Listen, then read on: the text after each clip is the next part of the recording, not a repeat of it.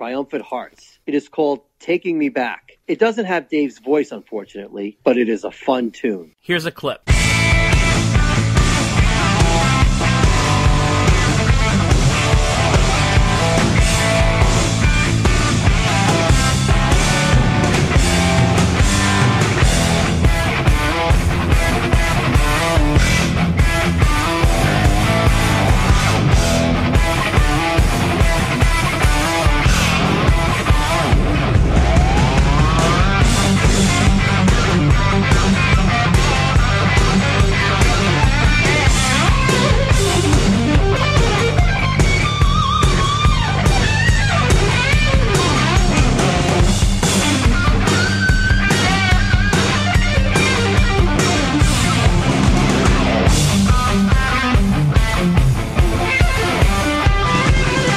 We asked him, how aware was Dave and the rest of the band of your ALS diagnosis? He says, well, Dave and everyone knew I had a problem, but only Steve Hunter knew that it was probably ALS. Dave had his dad, who was a doctor, try to help, and Dave wanted to help in any way he could. Did it affect your playing at the time you were making the album? Jason says, yes. I remember playing the acoustic intro to Drop in the Bucket. I was having a hard time. After I finally got it, I went into the bathroom and saw that the muscle between my thumb and first finger on my left hand was way smaller. I cried. 30 years later, what are your feelings about A Little Ain't Enough album, and has it aged well? I think most of it is still great. I always had my favorites and less favorites. And of course, I would have liked more Becker, but I think it's great. More Becker is always good, right? Of course, of course.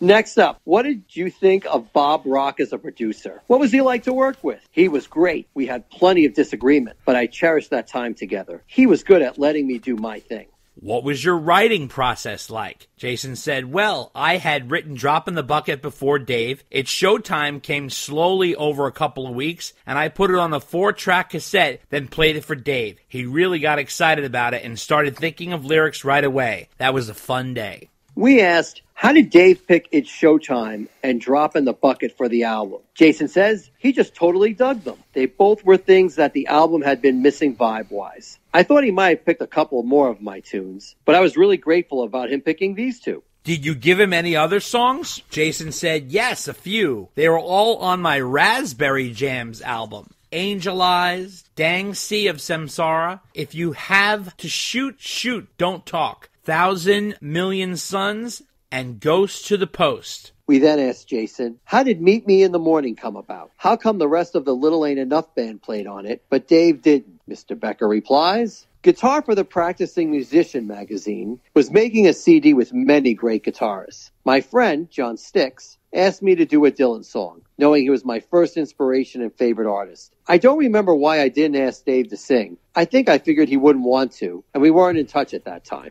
What did you learn working with Dave? Jason says, I learned how to make a cool pop rock song and how important it is to speak with my guitar to people who don't play guitar. We asked Jason, are you still in contact with him, meaning David Lee Roth? Jason simply replied, no. You were the youngest guy in the band. How did that impact you? Jason said, everybody wanted to take me under their wings, including Dave. I was humble, yet slightly cocky. I think everybody appreciated my energy. Next question was, what was your experience like living at that hotel in Canada? Jason responded, it was so much fun. I had a 4-track cassette recorder in my room to work on solos for Dave's tunes, and also for other songs which I released later, like Blue and Jason Street. I dated a stripper at that time, who I met in Vancouver. She was sweet. Should have asked him more questions about that. Yeah. Are we allowed to have follow-up questions? I don't know. I think that might require some follow-up there. I think so. Oh, my God. You know what? It's nice to be Jason Becker. Exactly, right? exactly.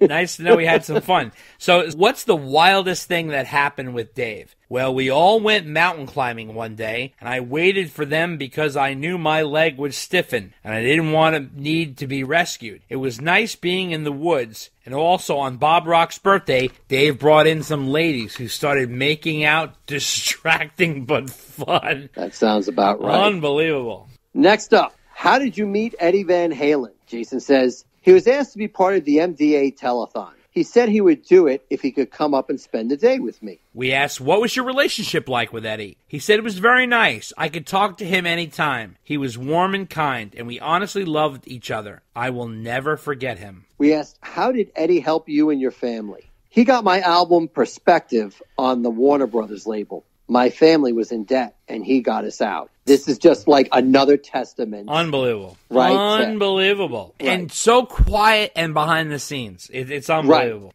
And the last question, how did Eddie impact your style? And he said his aggressive style was the main thing. Of course, I learned all of his techniques, but he always had his own personality, feel, and fun. I always tried to put my personality and aggression into my playing, too. Well, it was an honor to talk with Jason. We wish him the absolute best, and we certainly herald his incredible drive to move forward with his music, which is just so unbelievable. Everybody who meets Jason, anybody who you know, who has been in contact with him, who has communicated with him, and who has worked with him, is always blown away by this guy and his spirit. Initially, the doctors predicted him passing in just a few years. This guy has lived on for over 20 years because I really think that his human spirit is so intense that he refuses to give in to his disease. He's just such an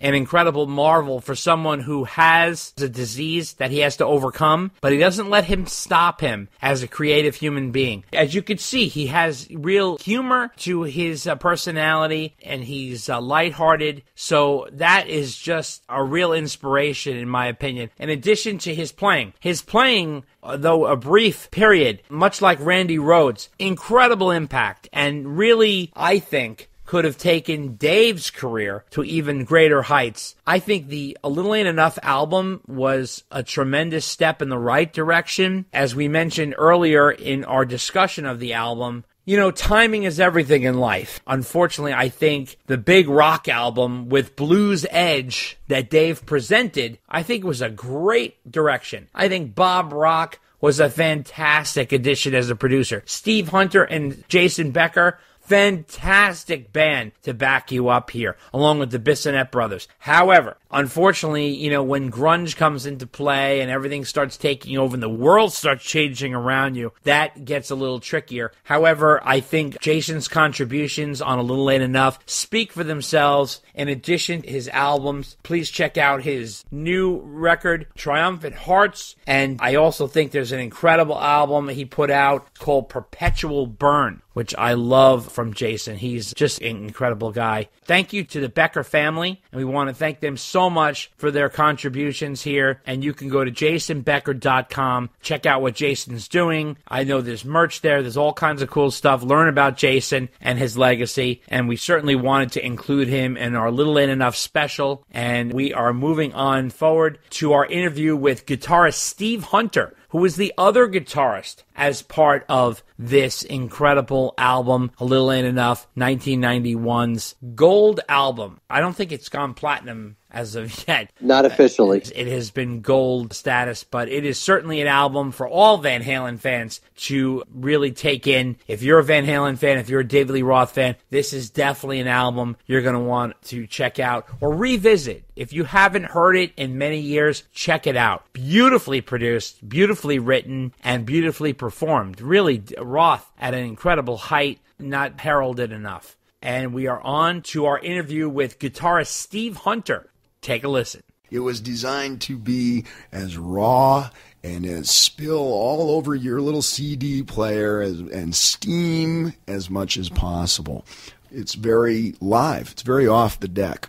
Whereas Skyscraper, which I produced, was designed to be a science experiment. Let's take all these little bits and pieces of ideas that we've been collecting over the seasons, and let's build a Frankenstein. I don't know if he's going to terrorize the innocent villagers. Maybe he'll never even leave the castle, but at least we tried. This album is my driving wheel. My driving wheel has always been blues rock.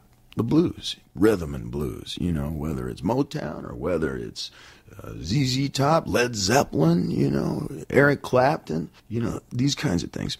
I got a couple new guitar players in this band. Got a rhythm guitar. which, is not such a striking new idea, but for me it's the first time in quite some time. And the idea there was, let's skip the overdubs.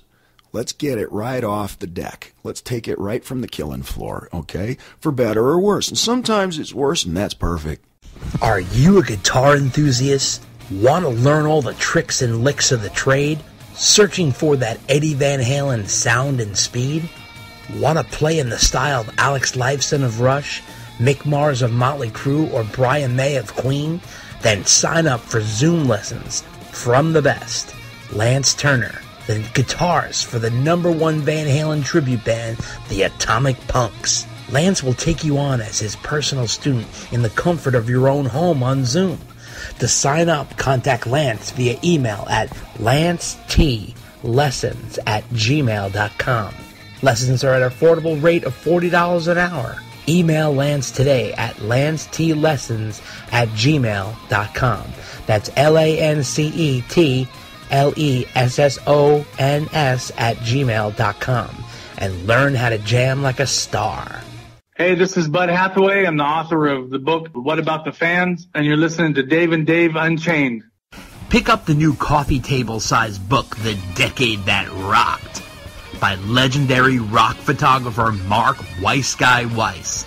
This 376-page book has hundreds and hundreds of full-color photos that Weiss shot through the 80s for magazines like Circus, Faces, and Hit Parader, featuring bands like Van Halen, Motley Crue, Twisted Sister, Bon Jovi, Skid Row, Guns N' Roses, Ozzy Osbourne, and more. There's even behind-the-scenes stories to go with these colorful, eye-popping pictures. The Decade That Rocked, a new book by rock photographer Mark Weiss, is available for purchase now. Go to thedecadethatrocked.com, where there are exclusive bundles available with extra prints, t-shirts, and even patches. Inquire about the Van Halen bundle, especially made for Dave and Dave Unchained listeners. Order today. The Decade That Rocked. It'll rock your world.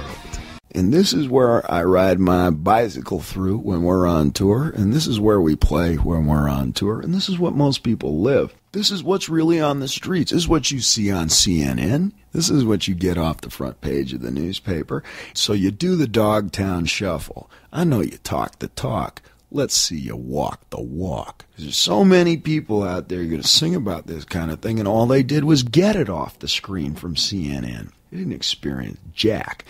Well, ladies and gentlemen, we have an incredible guest this evening. You know him as the guitarist for David Lee Roth's A Little Ain't Enough, Steve Hunter. How are you, Steve? I'm very good, man. Thank you. Awesome. It's great to talk to you. We really appreciate having you on. No worries. It's hard to believe it's been 30 years that this album has been out. How do you feel about that anniversary coming up? Is it surprising to you? It just makes me feel old, you know. I mean, as if I need more stuff to make me feel old. Of course.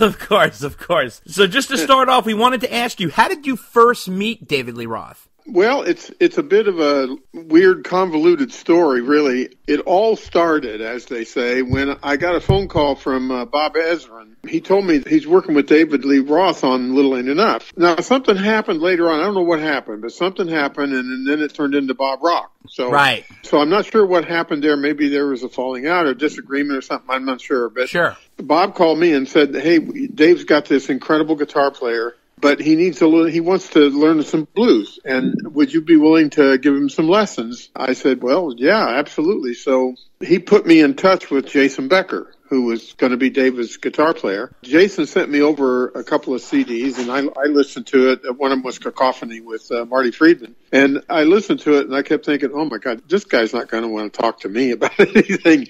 You know, he's a super shredder. What's he going to care about? You know. Sure. But he came over, and we got along really well. He's a terrific guy. He's still a friend of mine, Jason. He's an incredible guitar player. We sat down and talked about the blues. And the next thing I know, I gave Jason a few lessons, and Jason guitarist and I became really, really fast friends. And I get a call one day from David Lee Roth, and he said, "Hey, Steve, how would you like to get together with Brett Tuggle and write some songs?" I said, "Well, yeah, that'd be awesome. I'd love to do that." So I went down to Brett Tuggle's house. He had a studio in the house, and he and I got together and wrote 4 songs. But David was very cool. He called me up after we played the songs for him and stuff and asked if I wanted to be a part of the album as a rhythm guitar player. And I said, absolutely, it'd be a blast.